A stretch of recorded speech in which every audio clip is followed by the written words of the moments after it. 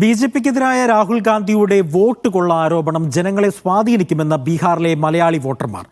ക്ഷേമ പെൻഷൻ വർദ്ധിപ്പിച്ചതും വൈദ്യുതി സൗജന്യമായി നൽകിയതും വോട്ട് പിടിക്കാനാണ് നിതീഷ് കുമാർ സർക്കാരിന്റെ നീക്കം. പ്രശാന്ത് കിഷോറിന്റെ ജൻസ് രാജ പാർട്ടി വോട്ട് കട്ടറാകുമെന്നും ബീഹാറിലെ മലയാളികൾ പറയുന്നു.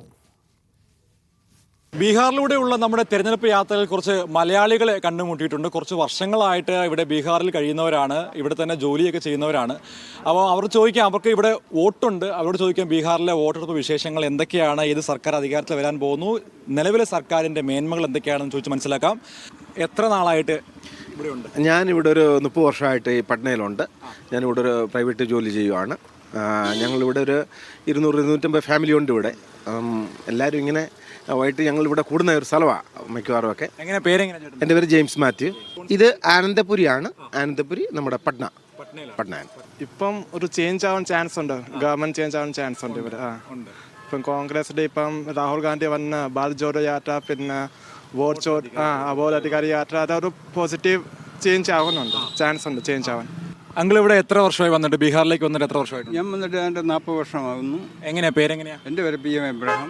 40 വർഷമായിട്ട് ബീഹാറിലുള്ള ആളാണല്ലോ. അപ്പം പണ്ട് ഈ 1980കളിലേക്ക് ഇവിടേക്ക് വരുമ്പോഴുള്ള ഒരു സാഹചര്യവും നിലവിലത്തെ ബീഹാറിൻ്റെ അവസ്ഥ എങ്ങനെയാണ് വിലയിരുത്തുന്നത്? അതുമായിട്ട് ഒരുപാട് വ്യത്യാസമുണ്ട്. പണ്ടത്തെ സാഹചര്യമായിട്ട് ഇപ്പോഴത്തെ ഇത് ഒരുപാട് ഡെവലപ്പ് ചെയ്തിട്ടുണ്ട്. ഈ NDA മുന്നണിയിലെ പല നേതാക്കളും പറയുന്നത് പണ്ട് കാലത്ത് ഇവിടുത്തെ ഭരണം ഒരു ജംഗിൾ രാജ് ആയിരുന്നു, വലിയ പ്രശ്നങ്ങളും പ്രതിസന്ധികളും നിലനിന്നത്. അങ്ങനെ അതിൽ നിന്ന് ഇപ്പം മാറ്റമായിട്ടുണ്ടോ? കുറച്ചൊക്കെ മാറ്റം വന്നിട്ടുണ്ട്. അത് പൊതുവെ ആൾക്കാർ ഡെവലപ്പ് ചെയ്തതിൻ്റെ ഇപ്പോൾ എഡ്യൂക്കേറ്റഡ് ആയിട്ടുണ്ട് ആൾക്കാർ. നേരത്തെ അത്രയും ഇല്ലായിരുന്നു. ഇപ്പം അതിൻ്റെ മാറ്റം വന്നിട്ടുണ്ട്. ഇവിടെ തന്നെയാണ് വോട്ടും? ഇവിടെ തന്നെയാണ് വോട്ടും. എങ്ങനെയാണ് സ്ത്രീകളുടെ അഭിപ്രായം കൂടെ നമുക്ക് ചോദിക്കാം. എങ്ങനെയാണ് ഇവിടുത്തെ ഒരു വോട്ടെടുപ്പിനെ എങ്ങനെയാണ് കാണുന്നത്? കുഴപ്പമൊന്നുമില്ല, നല്ല രീതിയിൽ പോകുന്നുണ്ട് വോട്ട്.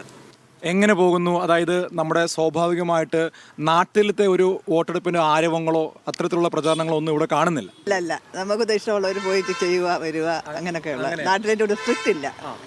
നാട്ടിലെ വോട്ടെടുപ്പും നമ്മുടെ തെരഞ്ഞെടുപ്പ് പ്രചാരണമൊക്കെ വ്യത്യസ്തമായിട്ട് ഇവിടെ എന്താണ്, അങ്ങനെ എന്തെങ്കിലും വ്യത്യസ്തത ഇവിടെ തോന്നുന്നുണ്ടോ?